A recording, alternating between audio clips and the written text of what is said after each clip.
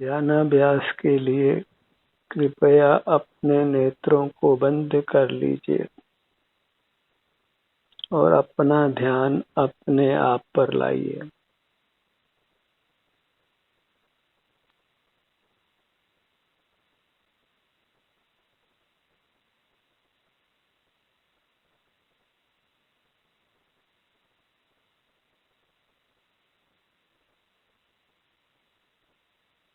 आपका सुख आप में ही है, इसलिए अपना ही अवलंबन कीजिए, परावलंबन को छोड़िए। पर पदार्थों का अवलंबन करते करते आप कभी मुक्त नहीं हो सकते हैं। दुखों से मुक्त नहीं हो सकते हैं। तो जहाँ तक परावलंबन है वहाँ तक नियम से दुख है। स्वावलंबी बनिए, अंतर्दृष्टि कर अपनी चिन्ह मूर्त का ही संवेदन कीजिए। दुखों से मुक्त होने का यही एकमात्र स्थायी उपाय है। इसी से आप उत्तम शांति, उत्तम सुख को पा सकते हैं।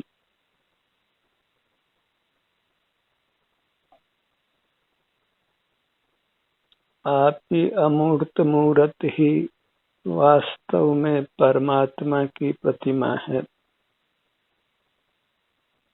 इसको परमात्मा का सम्मान दीजिए और इसके सन्मुख रहिए। इसको पीठ देना योग्य नहीं है। इंद्रिय ज्ञान से हम परमात्मा को पीठ देते हैं, परमात्मा की अवमानना करते हैं।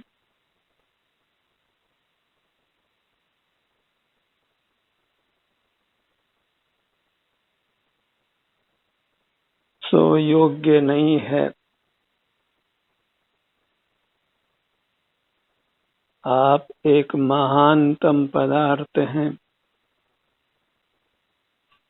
लोक में सर्वश्रेष्ठ हैं और आपसे उत्तम अन्य कोई नहीं है। जगत में दो ही प्रकार के पदार्थ हैं, चेतन और अचेतन। अचेतन सुख स्वभावी नहीं होने से उत्तम नहीं है और आप सुख स्वभावी होने से उत्तम हैं। जो सुख स्वभावी है उसी को देव संज्ञा है, परमात्मा संज्ञा है।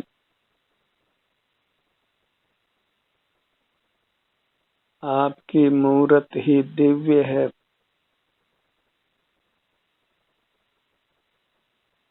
बाहर देखने में परावलंबन होता है और हमें परावलंबन को छोड़ना है। स्वावलंबी होने के लिए बाहर देखना बंद कीजिए।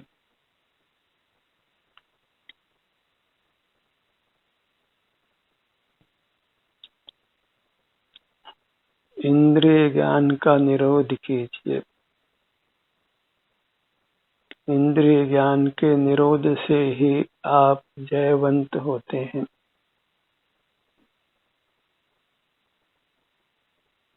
अन्यथा पराजय ही पराजय है। बाहर की कितनी उपलब्धियां कीजिए, आप हारे हुए हैं। आपको फिर दुख भोगना ही है,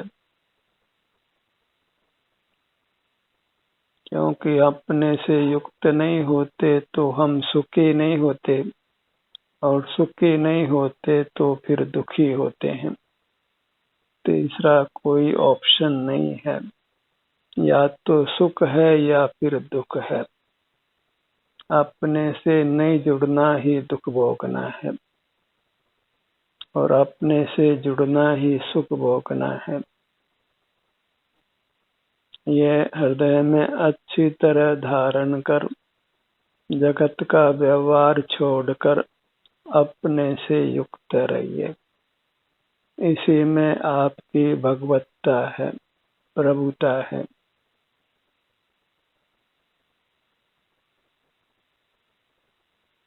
इसी से परमात्म दशा प्राप्त होकर अविनाशी उत्तम सुख की प्राप्ति होती है। आपका शरीर ही आपको शरण है। अंतर्दृष्टि से आपका अमूर्त शरीर ही आपके अनुभव में आता है। शरीर शब्द से एकांत मूर्त शरीर का ग्रहण करना योग्य नहीं है, क्योंकि मूर्त शरीर अकेला नहीं है, उसमें आपकी भी मौजूदगी है। आप भी उसी आकार में हैं और जब मूर्त से आप प्रभावित होते हैं तो उससे बचने के लिए मूर्त को विषय नहीं करना है और मूर्त को विषय करते हैं तो फिर मूर्त से प्रभावी भी होना पड़ता है। मूर्त की परतंत्रता ही वास्तविक परतंत्रता है। बाह्य किसी पदार्थ का उपभोग किए बिना हमें रहने का अभ्यास करना है। वह तभी संभव है जब अंतर्दृष्टि कर अपनी चिन्ह मूर्त का संवेदन करते हुए रहें।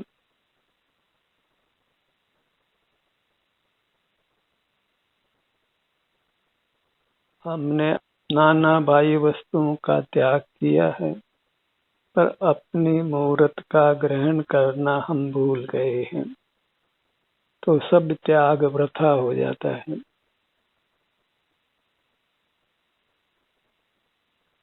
जीव त्याग के पक्ष में आकर नग्न दिगंबर मुनि भी हो जाता है, पर अपना ग्रहण करना भूल ही जाता है, तो फिर सुख की प्राप्ति नहीं होती है।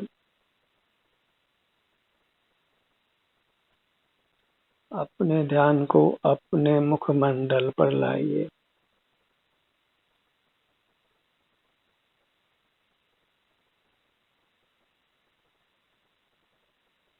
अपना अमूर्त शरीर ही ग्रहण करने योग्य है।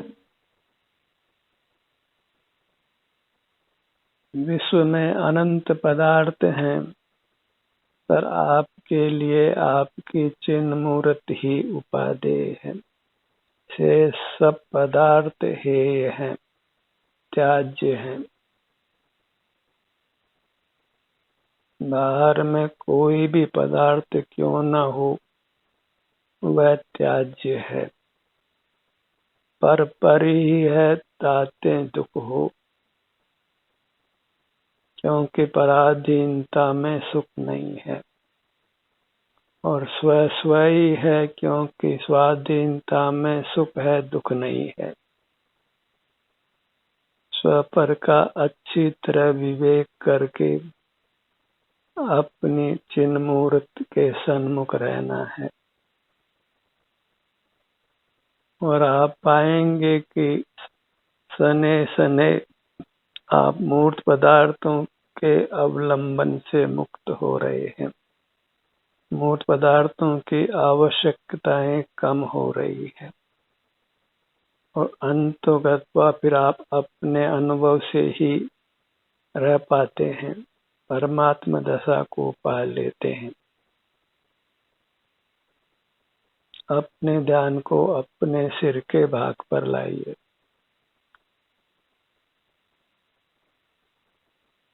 चारों ओर से अपनी सीमा को अच्छी तरह पहचान लीजिए।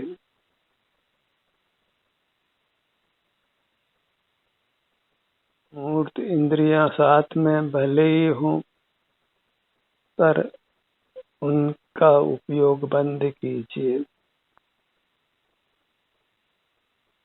बाह्य परिग्रह से अधिक बलवान परिग्रह आपकी मूर्त इंद्रियां हैं।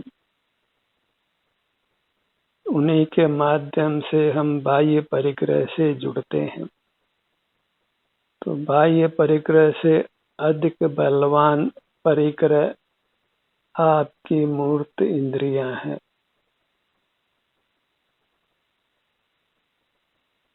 और मूर्त इंद्रियों से भी अधिक बड़ा परिग्रह मूर्त इंद्रियों से जानना है, इंद्रिय ज्ञान है। बाह्य पदार्थ को जानने में निमित्त मूर्त इंद्रियां और हमारा मूर्त इंद्रियों से जानना। इस प्रकार से परिग्रह के 3 भेद जानिए। शास्त्रीय भाषा में इंद्रिय ज्ञान को भावेंद्रिय कहते हैं और मूर्त इंद्रियों को द्रव्येंद्रियां कहते हैं और इंद्रिय ज्ञान के विषय को इंद्रियां कहते हैं। इंद्रियों का विषय इंद्रियां और इंद्रिय ज्ञान, ये 3 परिग्रह हैं। इन तीनों को ही हमने जीतना है, तभी हम मोह को, राग को, द्वेष को जीत सकते हैं, अपने को कर्म बंधन से मुक्त कर सकते हैं। और इस सब का सार यह है कि हमें इंद्रिय ज्ञान का निरोध करना है और उसके लिए नेत्र बंद कर अपने सन्मुख रहना है। अपनी अमूर्त काया के अवलंबन से जीना सीखिए। This is the correct art of living. Art of living का उपदेश लोक में नाना प्रकार से मिलता है, पर यथार्थ आर्ट ऑफ लिविंग अपनी काया के सन्मुख रहना है और उससे हमारा जीवन अत्यंत सुखद हो जाता है।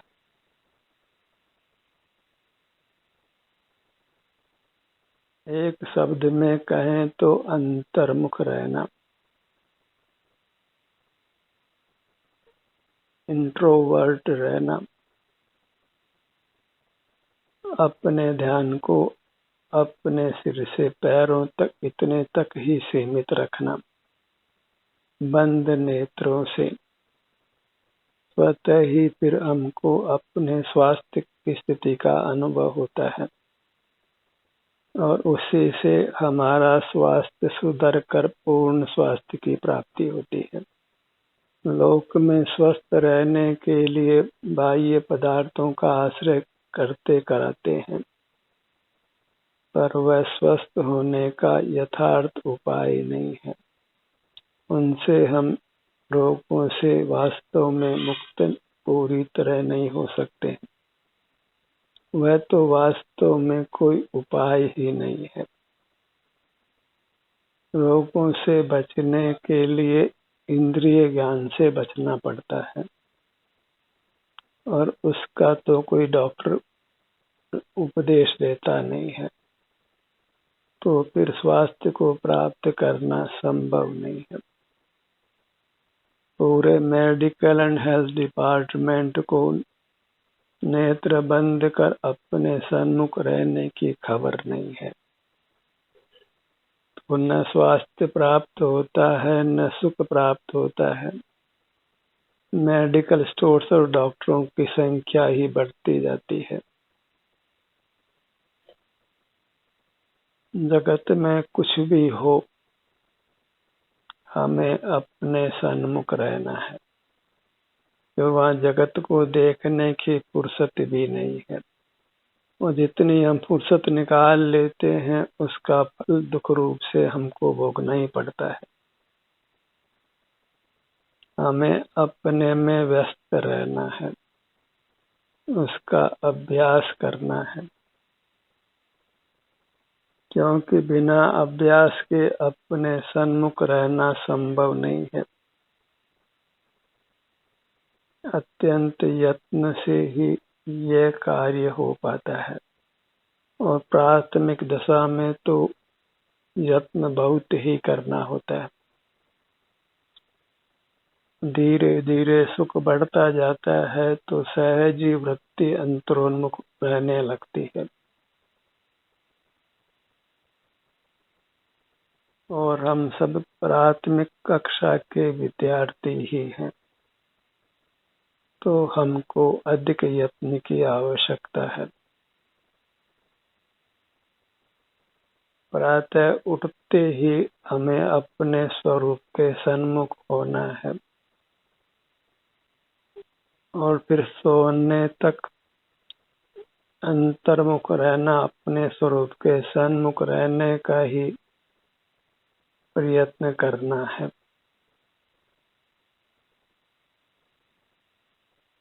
यह सब कुछ अभ्यास से ही होता है। Practice makes one perfect. हमें अभ्यास करना है। यदि आप ऐसा निर्धार कर लेते हैं तो प्रयास करना सुगम हो जाता है।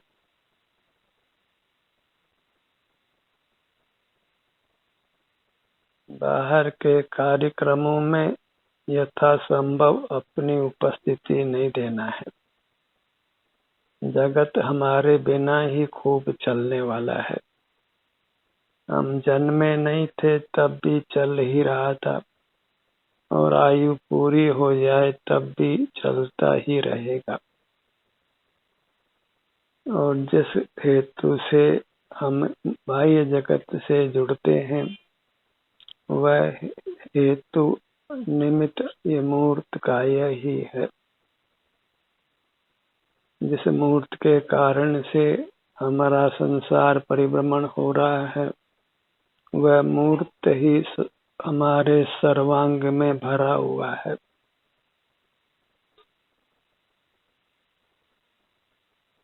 तो अपनी मूर्त काया को भी नहीं देखना है। नेत्र बंद कर अपनी चिन्ह मूर्त के अनुभव रूप रहना है। अपनी मूर्त ही स्वसंवेद्य है। अंतर्दृष्टि करके ही हमको ये अवभाषण होता है कि अपनी मूर्त है वही वास्तव में परमात्मा की प्रतिमा है। उसी का दर्शन करना परमात्मा का दर्शन करना है। पर परमात्मा की आराधना करने वालों को एक को भी पर परमात्मा का दर्शन नहीं हुआ। उद्गल की मूर्ति की प्रतिमा जो अचेतन है, उसको देख कर ही मान लेते हैं कि उन्होंने परमात्मा का दर्शन किया है। उनको खबर ही नहीं है कि परमात्मा अमूर्त है, इंद्रियों से रहित है, मन से भी रहित है, मस्तिष्क से भी रहित है, मूर्त हाथ पांव आदि अंगों से भी रहित है। मूर्त शरीर का जैसा आकार उनके होने पर भी वे अमूर्त हैं, और बाह्य जगत के साथ उनका ये ज्ञायक संबंध नहीं है। वे जगत के पदार्थों को जानते नहीं है, जानने में कुछ हित भी नहीं है। उनको सर्वांग में स्वतः सुख का अनुभव होता है। जगत को जानने का कोई प्रयोजन उनको नहीं है, और वही स्वरूप हमने पाना है, जहाँ किंचित भी दुख नहीं है और अपूर्व शांति है, अनुपम शांति है, जिसकी मूर्त जगत में कोई उपमा नहीं है। उसी सुख का अंश हम अंतर्मुख होकर पाते हैं। जो अंतर में देखता है, माने अपना मुख अपनी ओर रखता है, और होने वाली शांति को भोगता है, निश्चित ही वह परमात्मा का लघु नंदन है और बड़ा होकर परमात्मा होने वाला है।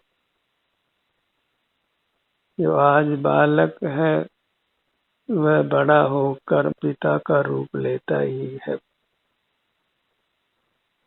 ऐसे जो आज परमात्मा का लघु नंदन है वह बड़ा होकर अर्थात कालांतर में परमात्मा होता ही है। बस लघु नंदन होना जरूरी है। बिना लघु नंदन हुए कोई सीधे ही परमात्मा नहीं होता है। तो हमें अपने सन्मुख होकर होने वाली शांति को भोगना है।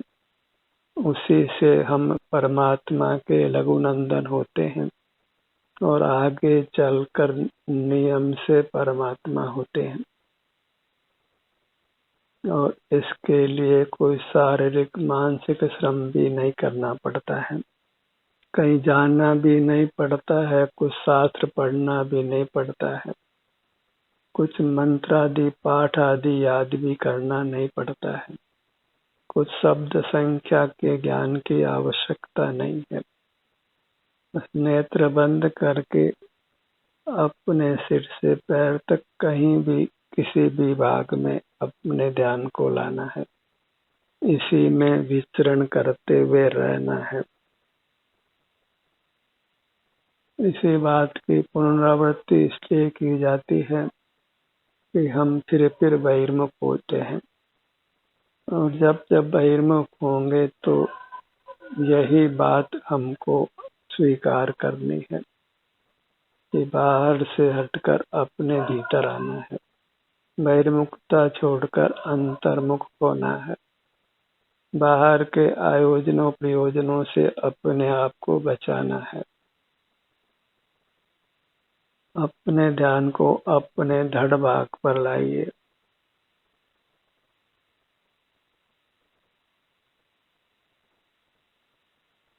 सब कुछ हमें अनुभूत है, बस इस अनुभव को हमने मोक्ष मार्ग के रूप में स्वीकार नहीं किया है, पहचाना नहीं है। यही सुखी होने का उपाय है। हमारे शरीर में कैसा सुख दुख है इसको हमने अनेकों बार अनुभव किया है, पर उस अनुभव को मोक्ष मार्ग जाना माना नहीं है। इसलिए यत्न पूर्वक हम अपने सन्मुख नहीं होते हैं। कारण पाकर ही हम अपने सन्मुख होकर अपने स्वास्थ्य की स्थिति को भोगते हैं। बीमार होते हैं, वेदना होती है, तो उस वेदना का बलजोरी से हमको अनुभव होता ही है। और कभी कदाचित ही हम अपने शारीरिक स्वास्थ्य का जब अच्छा होता है तो हमें उसका स्वयं अनुभव होता है, अन्यथा तो बाहर की उपलब्धियों में ही पूरा जीवन जाता है। विद्यार्जन में, धन अर्जन में, परिवार को चलाने में, मनोरंजन आदि में हमारा बहुमूल्य समय नष्ट होता है। अपने ध्यान को अपनी दोनों भुजाओं पर लाइए।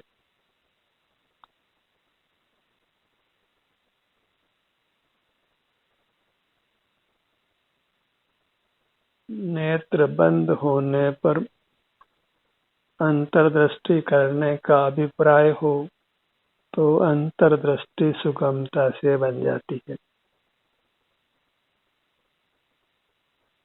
नेत्र बंद करने का अभिप्राय होना प्राथमिक आवश्यकता है, क्योंकि हमने अब तक का जीवन खुले नेत्रों से ही जिया है। नेत्र बंद होते हैं तो सोने के लिए ही होते हैं। ऐसे हम संसार के कारणों को ही देते हैं। निद्रा में भी, स्वप्न में हम बहिर्लोक से ही युक्त रहते हैं। निद्रा में तो स्वानुभव करना संभव ही नहीं है। कि जितना जीवन निद्रा में जाता है वह तो बिना स्व सन्मुखता के ही जाता है। वह तो समय पूरी तरह नष्ट ही होता है और बहिर्मुखता में ज्ञानार्जन, धनार्जन और धन के भोग में ही हमारा सारा जीवन नष्ट होता है। अपनी पूरी मूर्त को लक्ष्य में लेने का प्रयत्न करिए।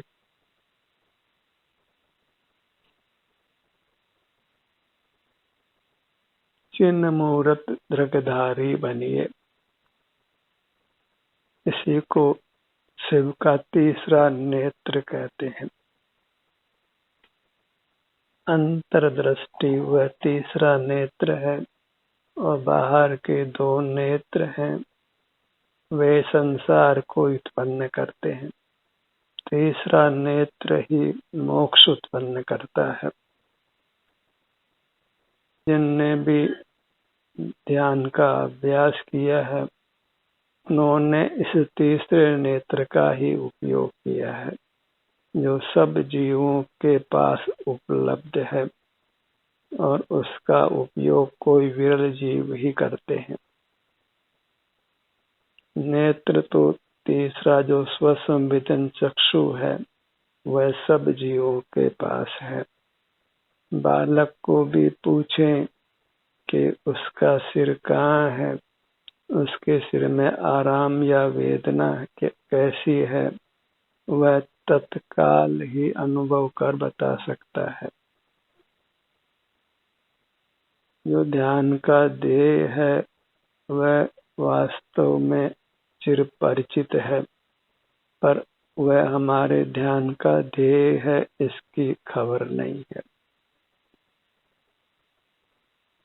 जैसे किसी व्यक्ति से हम अनेकों बार मार्ग में मिले हों पर उसका परिचय नहीं हो तो उसके साथ व्यवहार नहीं बनता है।